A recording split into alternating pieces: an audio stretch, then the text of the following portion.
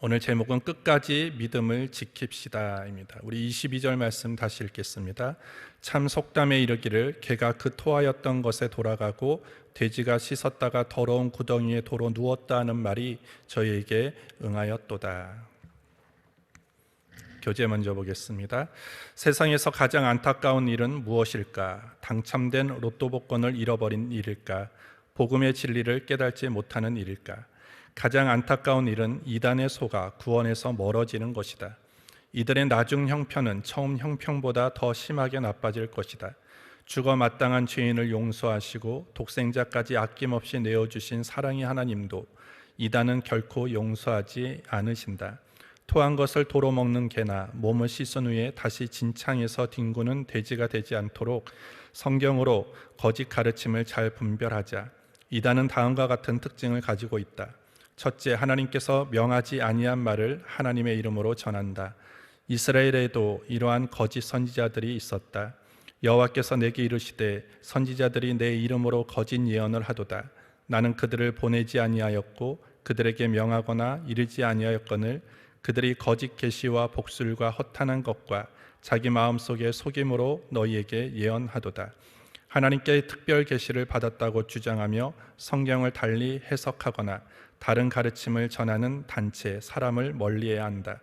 이들은 의의 일꾼으로 가장한 사단의 일꾼이다. 둘째, 오직 예수님을 통한 구원을 부인한다. 이들은 예수님을 믿는 것만으로도 구원받을 수 없고 오직 자신들의 가르침을 따라야 구원받을 수 있다고 미혹한다. 자기들을 값주고 사신 예수님을 부인하는 것은 스스로 멸망을 재촉하는 미련한 짓이다. 셋째, 육체적인 욕망을 따라 산다. 성적 타락과 불법은 이단의 주요한 특징 중 하나이다. 이들은 사회에 대한 책임의식과 윤리의식이 결여되어 있다. 넷째, 이들이 일하는 동기는 탐심이며 목적은 돈벌이이다. 그럴듯한 말을 지어내는 사람들을 위로하고 축복하는 척하면서 결국은 사람들의 호주머니를 털어간다. 저들은 양들을 위해 자신의 목숨을 버리는 선한 목자가 아니라 탐욕 때문에 일하는 사꾼이다. 사도 베드로는 베드로후서 1장에 이어서 계속해서 성도들에게 앞으로 급변하게 변화되어지고 다가올 영적 혼란기에 대해서 어떻게 대처해야 되는지에 대해서, 그리고 그 시대를 어떻게 믿음으로 이겨나갈 수 있는지에 대해서 지금 그 방법을 우리에게 알려주고 있습니다. 오늘 본문을 통해서 우리가 알고 실천해야 될 것이 무엇인지를 살펴보겠습니다. 첫 번째로 우리는 이 영적인 혼란기, 그리고 마지막 시대에 우리는 늘 영적 안보의식을 가지고 살아가야 합니다. 1절을 보시면 그러나 민간에 또한 거짓 선지자들이 일어났었나니 이와 같이 너희 중에도 거짓 선생들이 있으리라.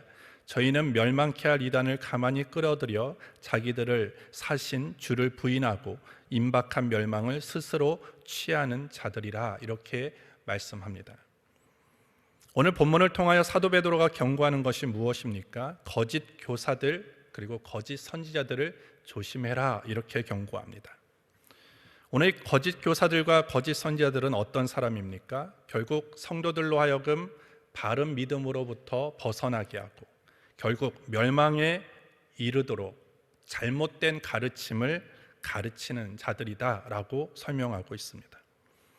그들은 자신들을 핏값으로 사시고 그리고 죄와 사단의 종로로 타던 우리를 해방시켜 그리고 주인 대신 예수 그리스도의 권위를 부인케 하는 사람입니다. 그리고 부인하는 사람들이죠.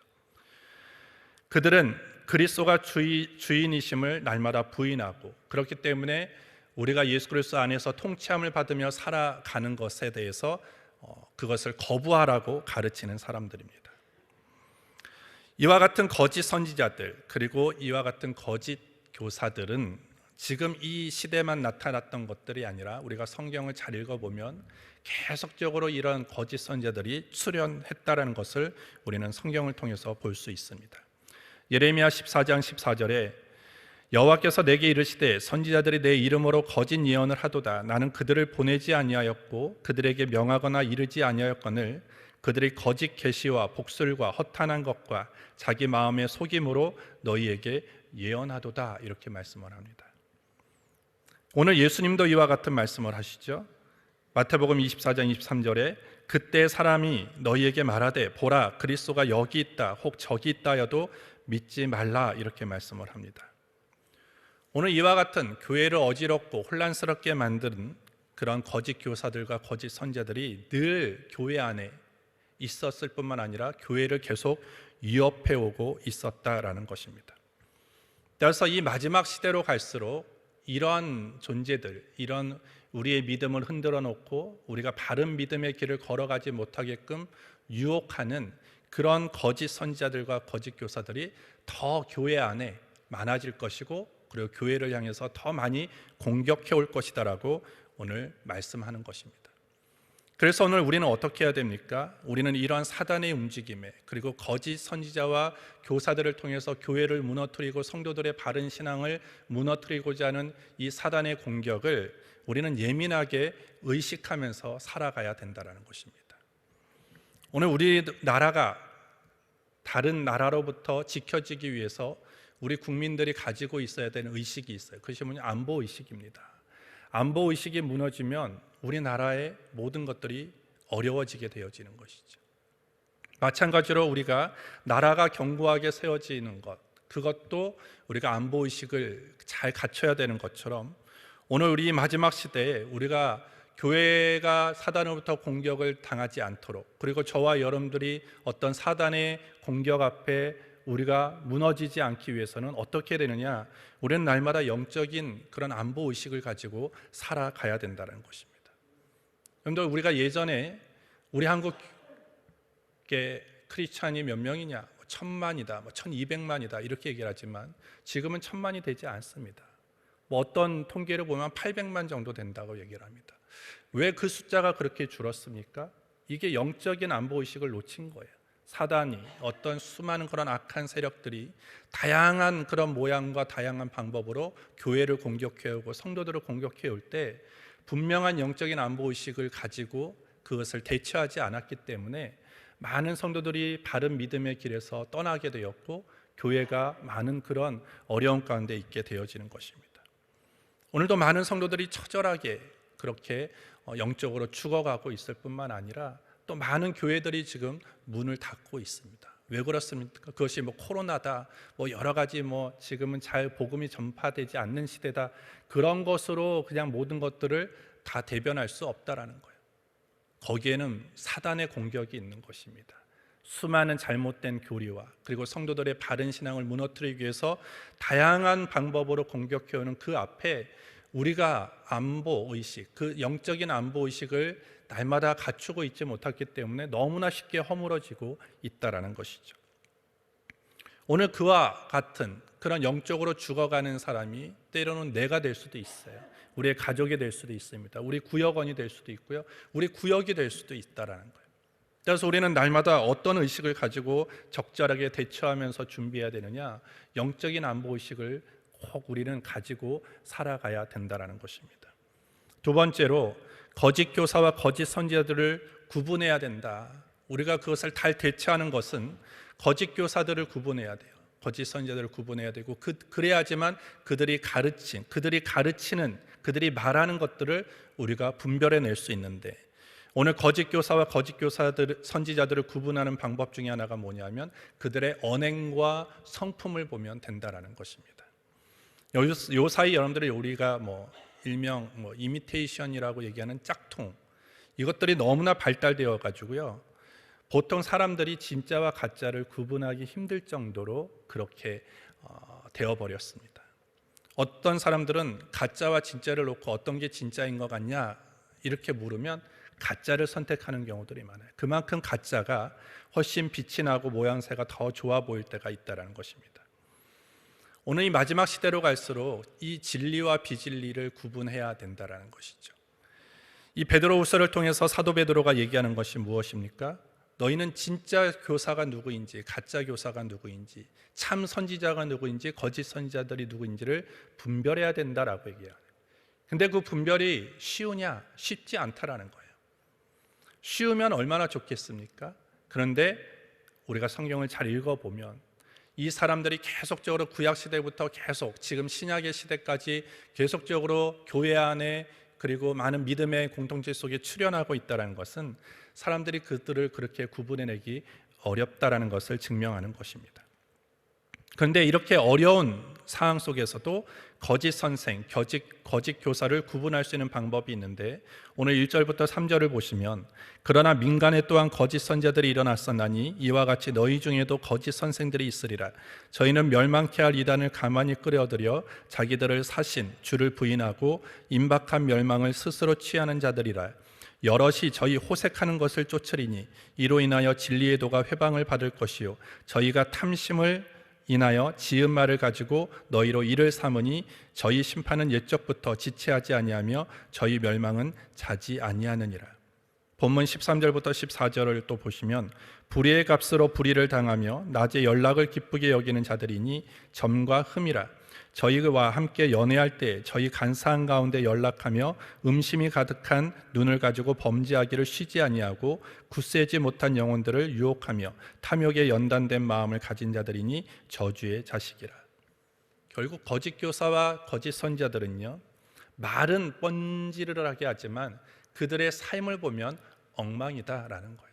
결국 우리가 그 거짓 선지자, 거짓 교사를 구분해낼 수 있는 방법은 그들의 어떤 언행 그리고 성품을 우리가 보면 분명하게 분별할 수 있다는 거예요. 왜냐하면 그들은 성적인 욕망에 사로잡혀 있어요.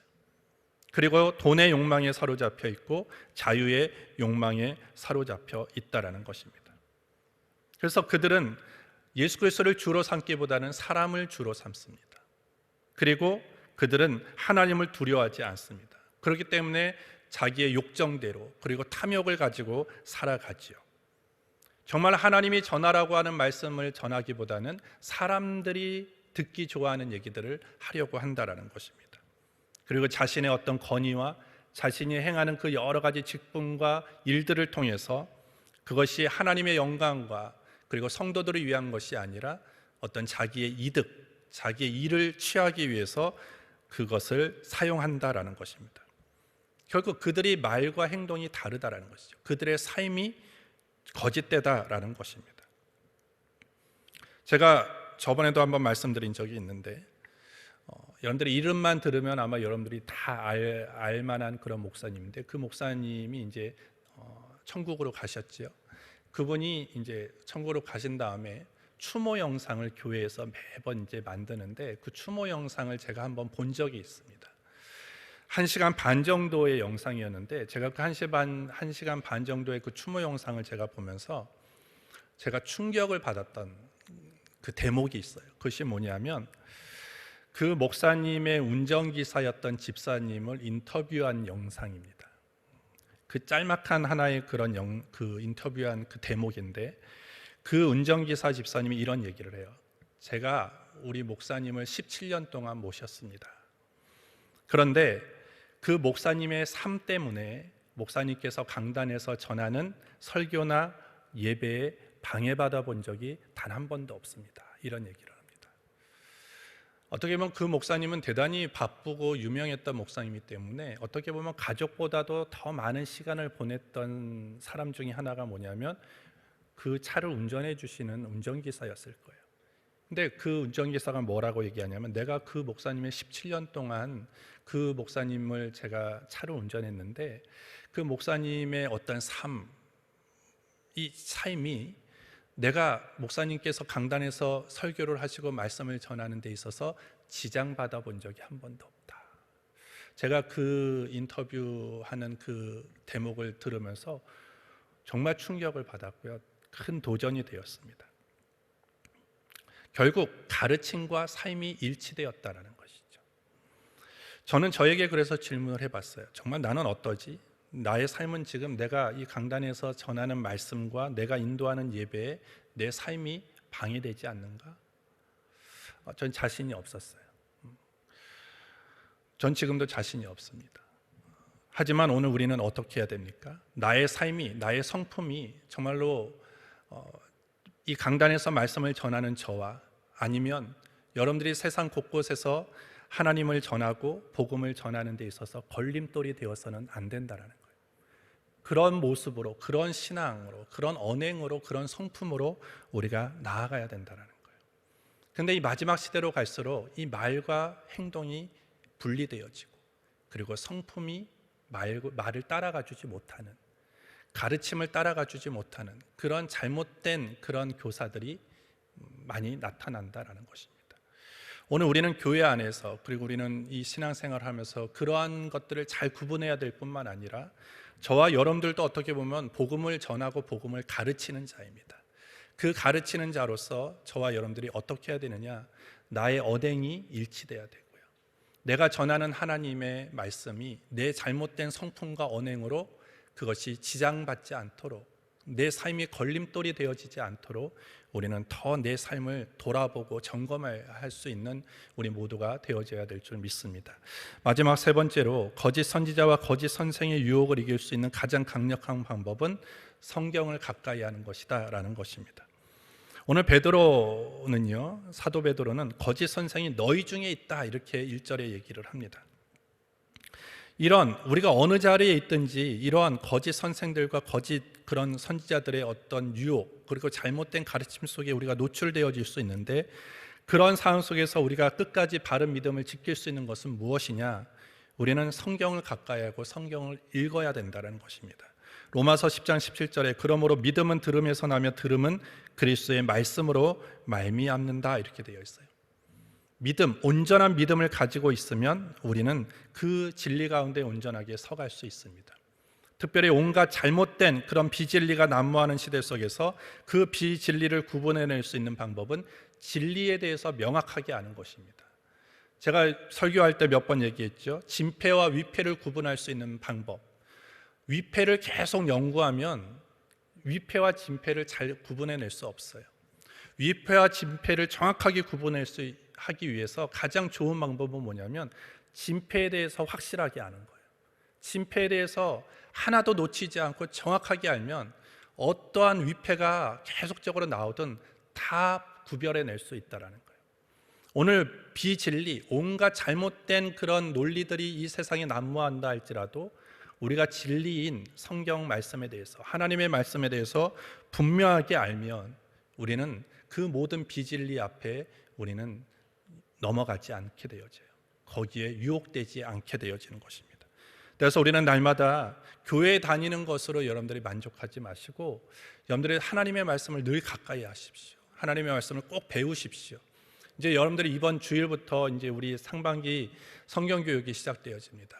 나 성경대학 옛날에 했어. 성경대학원까지 나와서 그거 계속 얘기하지 마시고, 여러분들 지금 물어보면 하나도 모르시잖아요.